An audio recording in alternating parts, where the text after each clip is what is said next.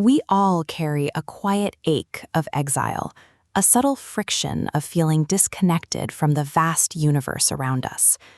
Mainstream culture labels this boundary between me and everything else as a moral failure or a tragic fall from grace.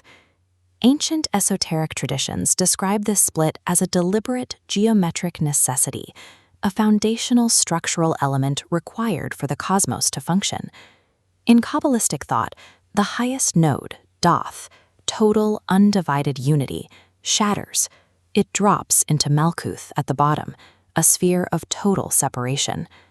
The shattered light hits this boundary and reflects back, splitting to observe itself, defining the Lucifer archetype.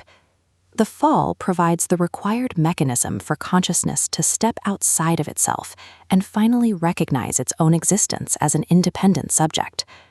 Malkuth sits at the absolute bottom of this curve. It is the furthest possible distance from undivided unity. To reach this lowest extreme and anchor consciousness in the physical world, unity required deliberate agents of separation to force it apart.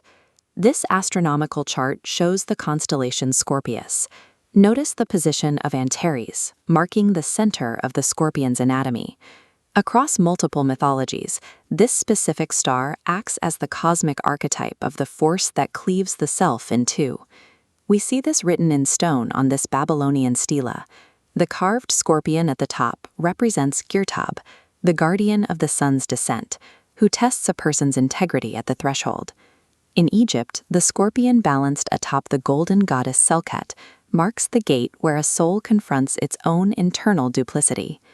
In esoteric Christian texts, Judas serves as the human equivalent of this scorpion star, the required agent of separation who forces unity to divide.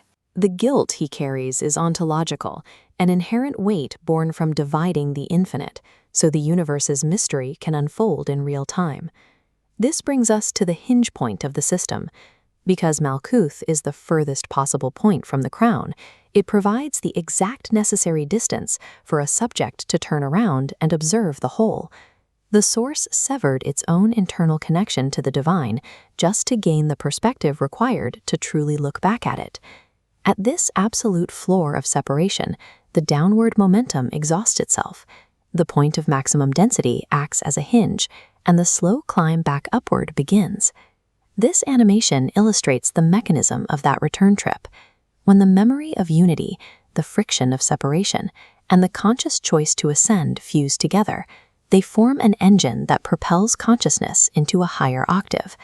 Powered by that engine, the lowest node begins to rise. In Kabbalistic terms, when Malkuth is redeemed through this process, it transforms directly into Kether, the eternal crown. Notice how the ascending point settles higher than where it started. Because the subject actively fought through duality and chose to return, the final destination exceeds the original passive unity of Thoth. This persistent guilt of duality functions as the engine of evolution, providing the exact friction needed to drive the soul's growth. The violent shattering of the self simply provides the necessary open space to consciously rebuild a much higher form. Separation functions as the ultimate act of creative freedom, providing the precise mechanical requirement to step out of the void and truly know the universe.